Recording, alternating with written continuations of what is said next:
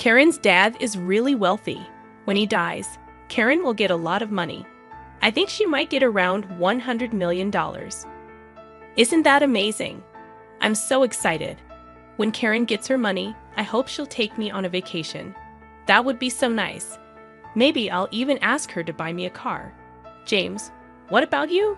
I've always dreamed of getting a really fancy gaming computer. I wonder if Karen would buy me one.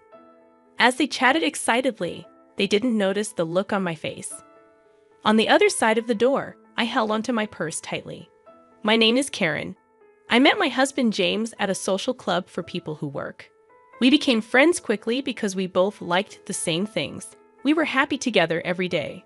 One day, I got a surprising call from my mom. She said, "Karen, your dad has collapsed." What?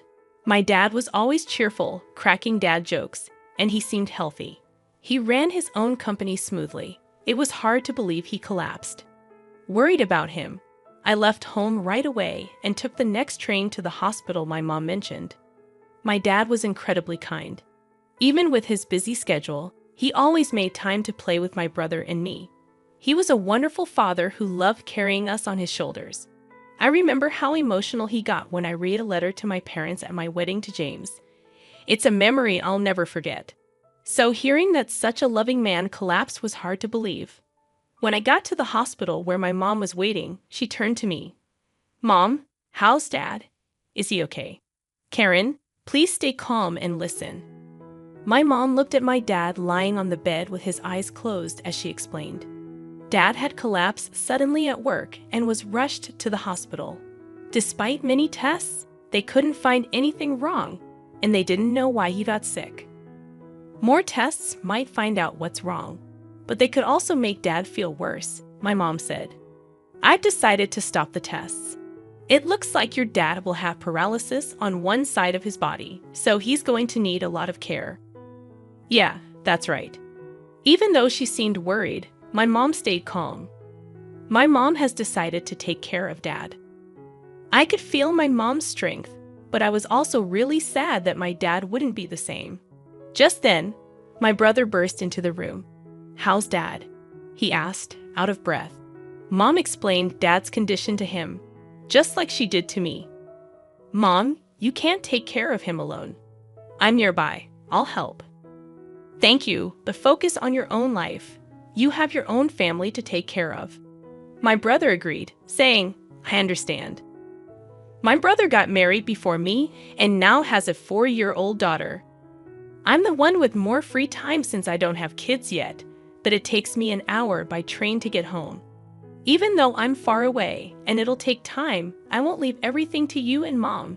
If anything changes with Dad, tell me right away. "Karen, did you tell John you're here?" My brother suddenly asked, reminding me that I had left the house without letting John know. Seeing my worried expression, my brother said, "You should call him. John must be worried." So I hurried out of the hospital room to find a quiet spot to call him. When John answered, he asked, "Karen, where are you?" I was so worried. Hearing John's voice calmed me, but I couldn't hold back my tears as I explained that my dad had collapsed and needed care. John was shocked. "Your lively dad." But he spoke gently to comfort me. I felt grateful to have married him. When I told him I was coming home, he said softly, "I'll make dinner. Just be careful on your way home."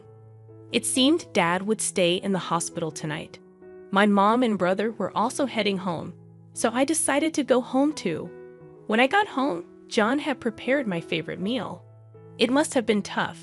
"Have something you love to cheer up," he said, pulling out a chair for me. His kindness brought tears to my eyes. John usually stays calm, but he's incredibly caring when I'm feeling down, which always touches me. After thanking him for his comfort, I went to bed early that day.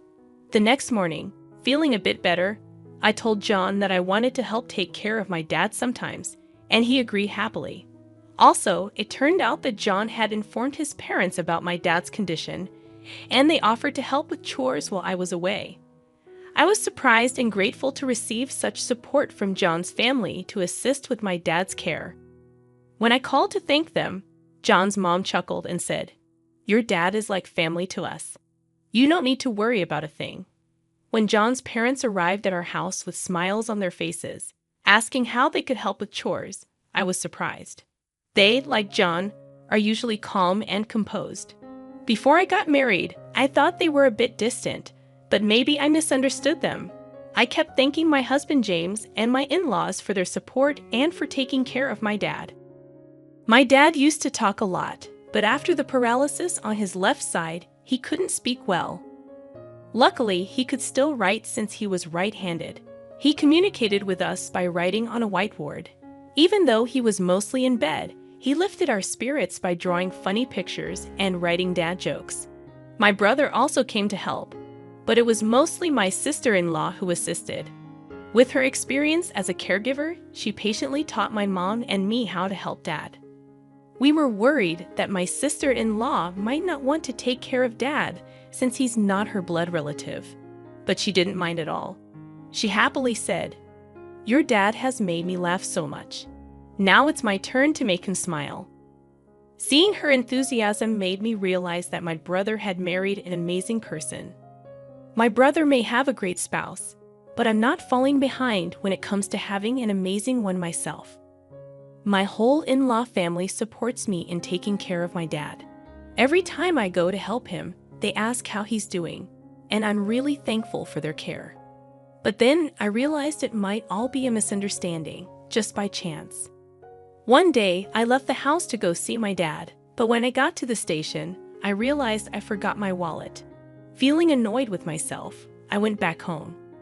Usually, when I went to help my dad, my in-laws would pitch in with chores, so I thought they'd find it funny that I forgot my wallet. I went inside, got my wallet from my room, and went back to the front door.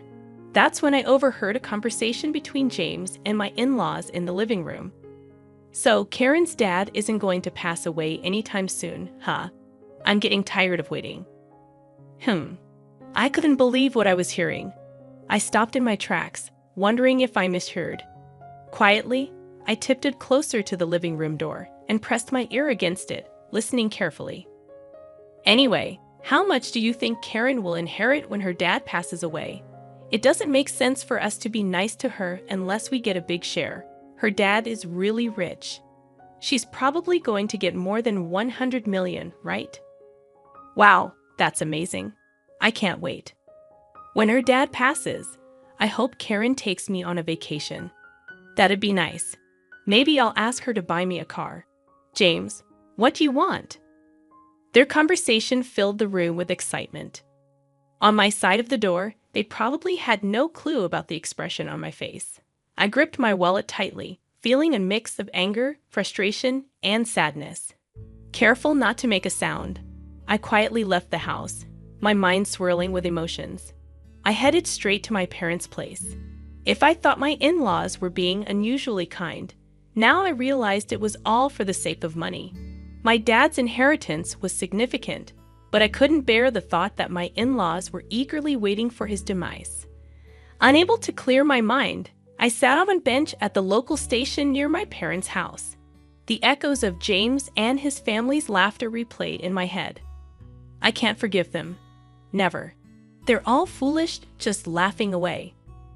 I made a silent vow to seek revenge on James and my in-laws, who only saw dollar signs when they looked at my loving father. Despite hearing their greedy conversation, I played along, pretending I hadn't heard a thing whenever they asked about my father's health. I maintained my polite demeanor and thanked them as usual. I decided to take advantage of James and my money-hungry in-laws as much as possible. I spent more time caring for my father and dumped household chores on them without hesitation. My in-laws, eager for their share of the inheritance, gladly complied with my requests. I noticed their faces tense up sometimes, but I paid it no mind. About a year later, my father's condition worsened. Though the doctor assured me it wasn't urgent, I felt relieved. However, I informed James and my in-laws that my father's condition might take a turn for the worse soon. It seemed like the news they had been waiting for, evident from their barely concealed grins. With a calm demeanor, I handed them divorce papers and said, "Thank you for all you've done. Please, let's get a divorce." James and my in-laws were stunned. but I continued with the lines I had prepared. So James, mother-in-law, and father-in-law, you were all after my father's inheritance, weren't you? I heard everything. Mother-in-law wanted a vacation, father-in-law wanted a new car, and James, you wanted a gaming computer, didn't you? I can't stay with people who seem to be waiting for my father to die. The looks on your faces just now were truly ugly. It's like I could see your greedy thoughts of getting money when my father passes away. As I spoke, my expressionless face seemed to frighten them. My in-laws were frozen, and James, holding the divorce papers, was in shock, opening and closing his mouth. I had no reason to stay in that house anymore. You can send the divorce papers by mail, but if you don't, I'll get a lawyer. Please do it within a week, I told James before getting up. I grabbed the luggage I had prepared earlier and left our home. During the train ride back to my parents' house, I felt the gentle sway of the seat. When I arrived, my parents were there waiting for me. Since I had already told my mom about what happened, she hugged me tightly and said, "You did the right thing." It was the first time I cried in my mom's arms like that since I became an adult. The next day, James and my in-laws came to my parents' house. I decided to stay hidden and see what would happen. When my mom opened the door, James and my in-laws were kneeling outside. "We're here to apologize to Karen. There seems to have been a misunderstanding. Please let us apologize properly," they pleaded. "Misunderstanding? My daughter overheard your conversation. It seems you've been eyeing my husband's inheritance. I don't want to have anything to do with people like that." My mom sharply dismissed them.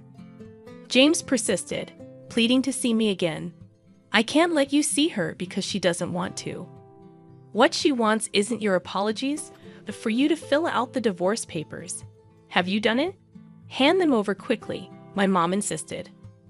"Please just give me one more chance," James begged, but then the sound of a cane tapping caught everyone's attention from deep within the house. We all turned to see my father, leaning on his cane with the help of my sister-in-law. James looked shocked to see my father in person for the first time. With a whiteboard in his hand, my father had a message for James. It read, "I won't let my daughter stay with someone who can't make her happy. Divorce her immediately as she wishes." The message, written strongly, seemed to hit James and my in-laws harder than anyone else's words. They finally realized there was no point in arguing further. Slowly, James and my in-laws stood up. "I filled out the divorce papers. Here they are," James said, handing the papers to my mother. He promised to let me know once he filed them with the city hall. And then my mother sent him and my in-laws away. Emerging from my hiding spot, I said, "Thank you, Mom and Dad." My mother smiled gently while my father chuckled and wrote a message on the whiteboard. "A father's duty is to protect his daughter until the end." Seeing those words, I couldn't help but cry. Despite his paralysis, my father remained the same kind and caring person. I had initially thought he had changed, but he proved me wrong.